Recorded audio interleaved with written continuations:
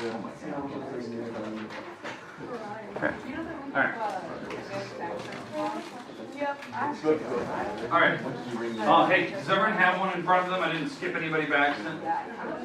Perfect. Okay, today. Go through a problem here. All right, so what you're looking at here in front of you is the practice test. It's 9 questions total. As you can see, you can kind of flip. Your test will be exactly the same size. The big idea is I don't want you to memorize these questions. These are not your questions on the test, right? This is to give you an idea of the type of question I'm going to ask you for. So get an idea, like, I'm going to pick something that's like this question, that requires the same idea behind it. Because I know some people are like, it's not the exact same, identity problem. It's not going to be. It's going to be something from that section that requires something like the same steps. Okay? What I want to do right now, let's just walk through the instructions of like what to expect, the type of problem I'm giving you. And then what we'll do is we'll go back, and the goal today is to go through 1 through 5, pick out little pieces where I can walk you through how to start the problem, what you need to expect, that type of thing. Some of these problems I'll do a majority of it, and I'll leave like the last couple steps for you. One of these problems I'll do the entire thing so you can see it. Just because I want you to be comfortable, you get to see kind of different aspects of these questions. Okay, so that's what you can kind of expect. All right, now, problem number 1. This first problem is from section 5.1. Same with the second question, they're from section 5.1. This problem in particular, what I want you to do is verify that the left side and the right side are equal. So it's a lot like the homework problems we did, right? Where you need to do something to this side, do something to this side, and eventually, hopefully, they turn out to be the exact same. They're equal. So it might be 2 lines, 3 lines, something like that. It'll be something short. It won't be like overly difficult, but the rules you need to know. Replace things with sines and cosines, conjugate rule, Pythagorean identity rule, something like that. Okay, we'll come back to this problem here in a little bit to talk about the rules. Now, the one thing you have to make sure of when you do these, do not drag things right and left. Do not do that. You have to work the left side, the right side separately, see if they work out to be the same. Okay, now, second question. Same style from the section. We did a lot of these in classes as notes, where I give you a problem. Now, this one's kind of difficult compared to what you're going to have, but I'm going to do this problem on the board mostly, where you have to like simplify this problem down, and then eventually I want to know what it's equal to. On a problem like this, where I have a question mark on the other side, it's going to come down to a single trig function, or a single number, like 1 or 0, or a fraction, something like that. It'll be a single trig function. That's what you should be looking for. Okay? That's what you can kind of expect for number 2. Again, section 5.1. Okay, if we keep scrolling here, question numbers 3 and 4. These problems, you have to do it by addition and subtraction. So you need your property sheet. You have to know your formulas. The problem is with 3 and 4, they're very open-ended. You could approach them different ways depending on what angles you're going to add or subtract. So it kind of matters what you're going to do. You cannot use the double or half angle formulas. You have to show me that you know how to use addition and subtraction to do this. I'll do one of these today. So you guys can pick. I'll just do one of them eventually, okay? And I'll do the whole thing out, okay? All right, we'll keep going here. We'll come back to these to show you how addition and subtraction works and where it's on your property sheet. Number 5. 5 is where I give you an addition and subtraction formula to start with, as you can tell here. I want to know what this is back as the original problem. What I mean by that is when you look at this whole thing, this thing is representing one of the sine, cosine, tangent, subtraction, or addition problems. I believe it's the cosine formula. How we know that, we'll look at our property sheet and kind of identify which one it is. And once you figure out if it's add or subtract, I don't know which one it's going to be, then what we're going to do is we're going to figure out what these angles are. Okay, so I'm going to convert these back to degrees. And those are the angles that go here and here.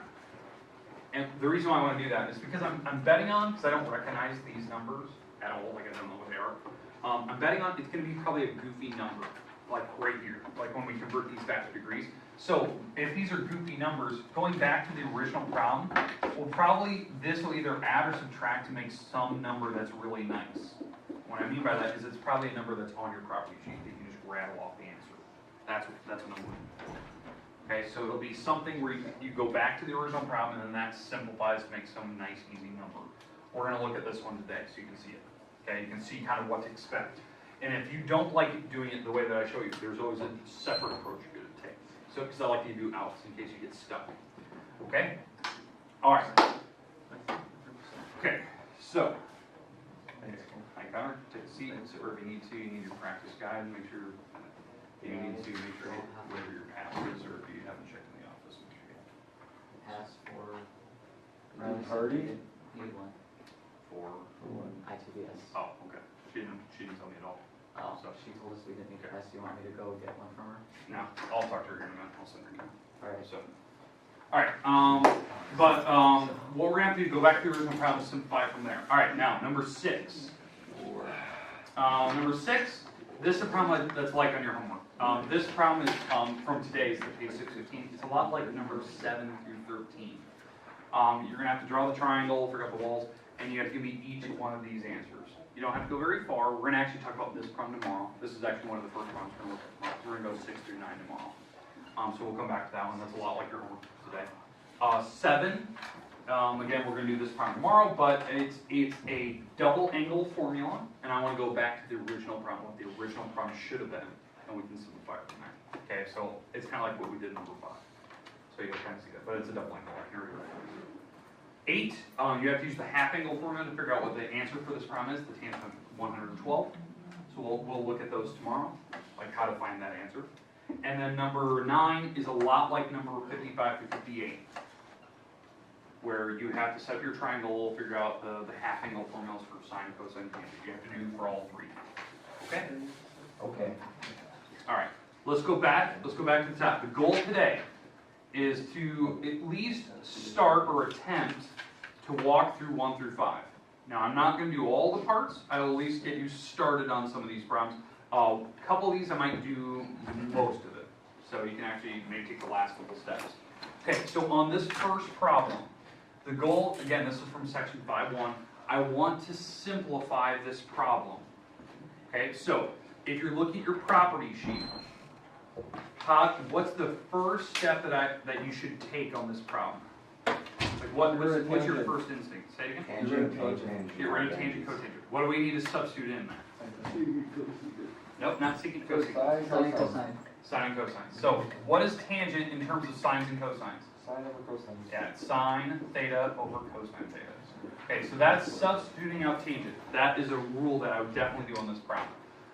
Cotangent. Cosine over sine. Yeah, it's just a reciprocal of that. All right, so that's fine. We'll come back to that. On the other side, let's take out the secant, cosecant. Let's take out those. So what is secant the same as? 1 over cosine, okay? Times cosecant? 1 over sine. Now, on this right side here, the thing to do is multiply straight across, so I really can't do anything on that side. So I'll leave that side alone.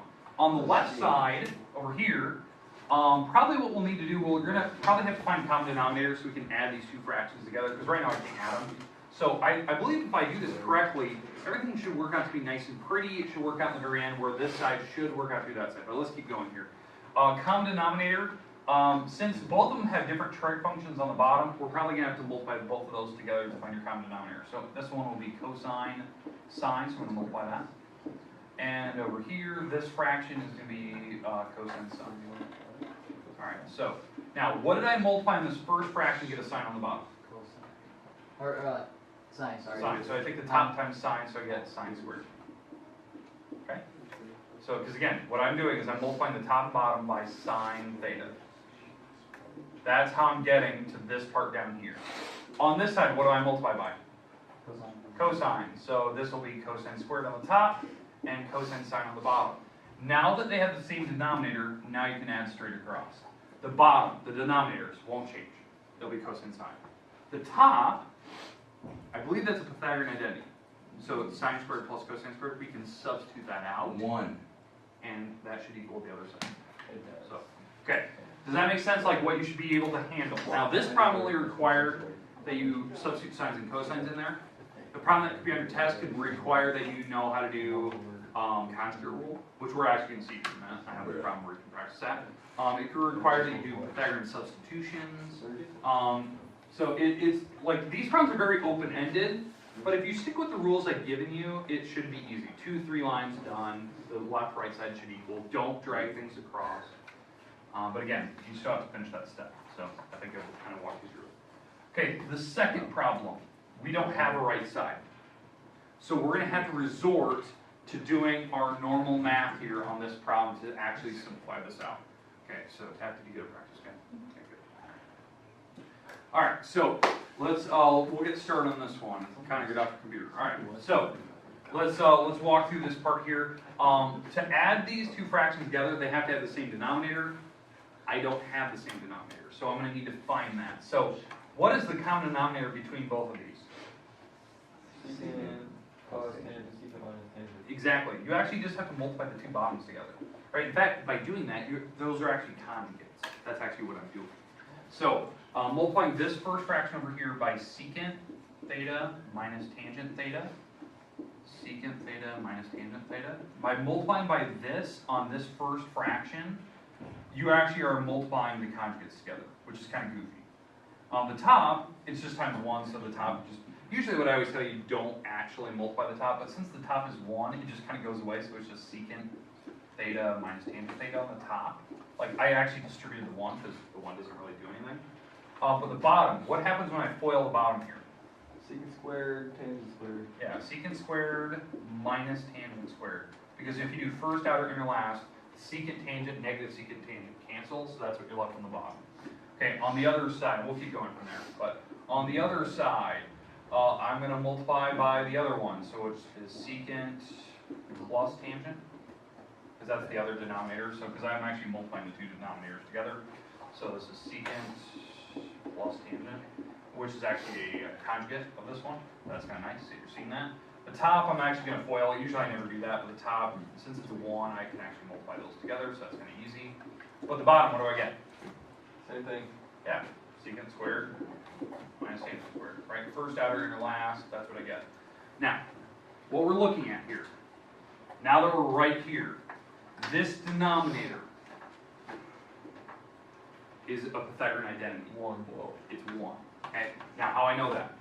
We have a Pythagorean identity on your property sheet that looks like this. That's one of the Pythagorean identities. I think it's like the second one on your property sheet. When I subtract the tangent across, it's secant squared theta minus tangent squared. Right, when I move that across, that part is equal to 1 from that identity. So that's what I'm going to substitute down here. So in fact, I'm going to do that right now. I'm going to take out the denominators and put 1s there. So you need to recognize that. When you multiply by conjugates, something like that should happen every time. That you can do a Pythagorean identity and substitute. Usually something cancels top and bottom, but in this case, what am I left with on the bottoms? 1s. You can just get rid of them, right? I don't need 1s on the bottom. Every fraction has a 1 on the bottom. So I can get rid of them. So really, I'm just adding these 2 items plus these 2 items. So I can just add the 4 items together. I believe some of them cancel, some of them don't. You're left with your final answer. It should be just a single true. Okay, there you go. All right. What is it? So are we good? How that problem works? So what's the top half? 2 secant plus. It's just 2 secant, the tangents as well. Okay, we good? All right, let's scroll down. I think that's pretty 9 easy out to of see. 10 times you're wrong. Okay. Again, that's the type of problem you can expect on that test quiz Monday, right? That's kind of the problem that you should be expecting. It could be a conjugate problem. It could be just something where you just simplify. If the right side has a question mark, it's probably coming down to a single item, like a single fraction, a single trig function, a number, or something. It won't be overly difficult. It might be 2 or 3 lines and done. So we're taking this Monday and Tuesday? Yeah. Bro. So, all right, moving on. Okay, 3 and 4. This problem, these 2 problems, require that you do the addition subtraction formula. One or the other, doesn't really matter. It just depends on the angles. It'll be a sine, cosine, tangent problem. That's what you can expect. I don't know which one's going to be sitting here. It'll be something with random numbers. Now, if you agree, which one do you want to do, in fact? Let's do the bottom one. Bottom one. Okay, so let's do the bottom one here. All right, if that's the one, it doesn't matter if you want to add or subtract to make the 105. You just have to pick 2 numbers that are on your property sheet. So on the unit circle, pick 2 numbers that either add or subtract to make 105. 6 and 45. So you want to do add. That's fine. Alright, so we're gonna do tangent of 60 plus 45. Now, it didn't matter if you picked those two. Maybe you were the person that said 135 minus 30. Maybe that was you. That's fine. You would do yours with subtraction formula. I'm gonna do this one with addition formula. We'll get the same answer in the end. Okay, so what you need to recognize is that I'm doing the tangent, and then since these are the numbers we picked, we're doing the addition formula. So on your property sheet, so if you're looking at that sheet, unit circles on the back, this side, the sum and difference formulas are over here. They're like right side, kind of middle-ish. It's not the top, it's kind of the middle. That's where the addition subtraction formulas are. Okay, so the addition formula that I'm doing on this particular problem is tangent. So I'm saying tangent, I'm adding two angles. The tangent addition formula is this one on your property sheet. So I'm going to write it down so you can see it. 1 minus tangent, tangent beta. All right. So that's the property on your property sheet, right? For addition for tangent. This is going to be theta. This is beta. I usually just go in order. Theta, beta, right? And that's the numbers I plug in the formula. If you're doing subtraction, if I'm doing the subtraction formula, so maybe you're that 130 minus 35. You're using the 130 and the 35 in here, and you'll have to, I think these symbols change when you do the subtraction formula. So you got to be careful what you're doing. Okay, so I'm doing the tangent 60 plus tangent 45 all over 1 minus tangent 60 tangent 45. So on this particular problem, I need to set up my special triangles and then plug in those values. Because tangent 60, tangent 45. So I need to look at special triangles. Does everyone have the special triangles on your property sheet? Have you written them in there? Yeah. No, let's put them on the board. You need to put these on your property sheet, because on test day, they will not be on the board. 30, 60, 90. That setups 3, 1, 2. And a 45, 45, 90 triangle. So I would put these, I personally would put these on the side with the unit circle. I'll give you a little bit of time to write those two down, if you haven't already had them on your property. And we're going to use these triangles on this particular problem. Because if we're doing tangent, we have to use the unit circles.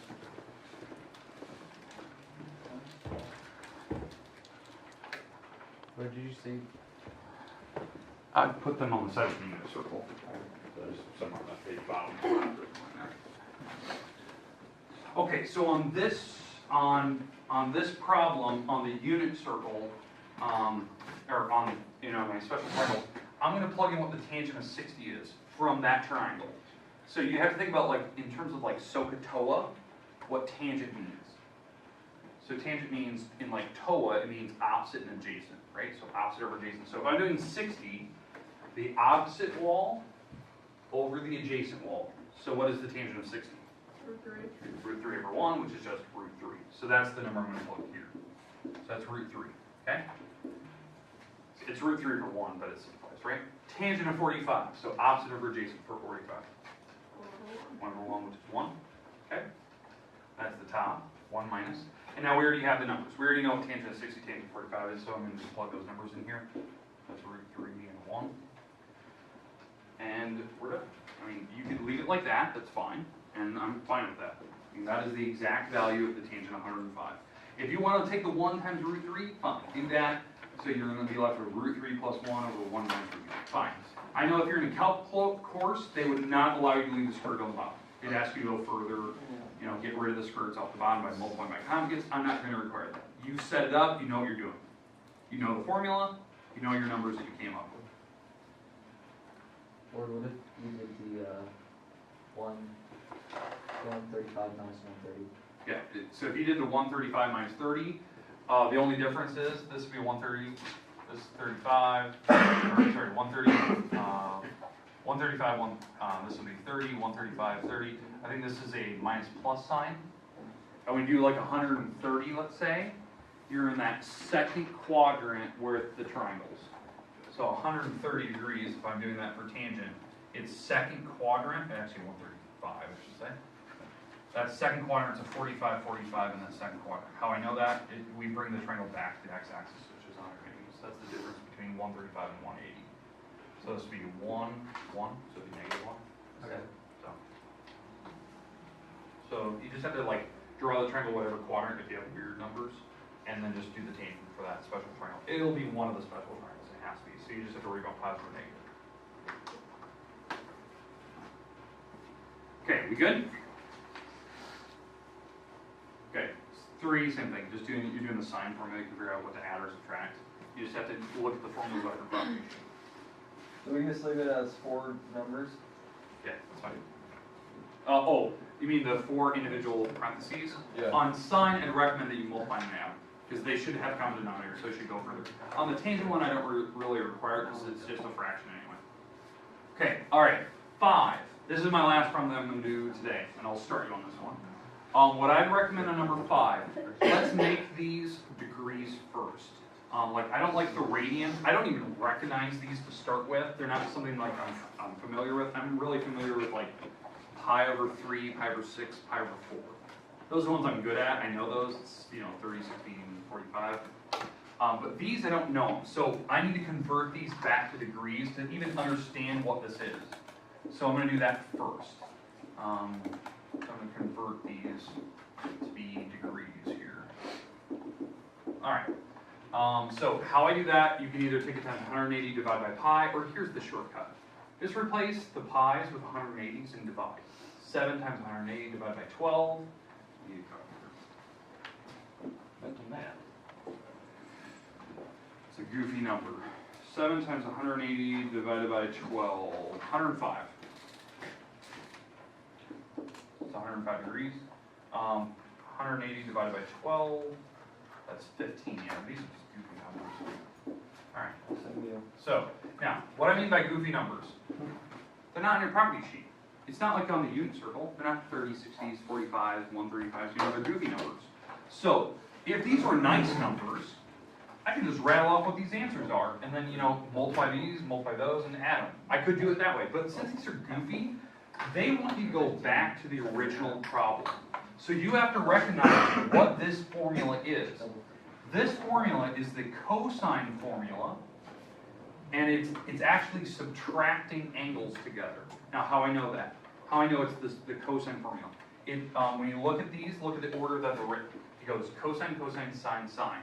So on your property sheet, look at the addition, subtraction formulas. Cosine formula will have cosine, cosine, sine, sine. Do you see that? Mm-hmm. Like it's either addition or subtraction. How I know that subtraction, when you do cosine, the symbol changes in the formula. When you go back to the original, the symbol's different. And now, what are the 2 angles that they're using?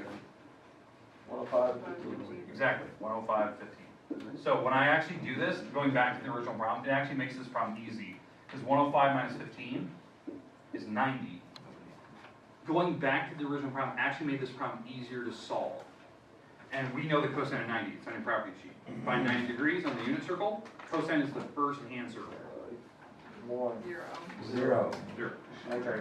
Move on to the next problem.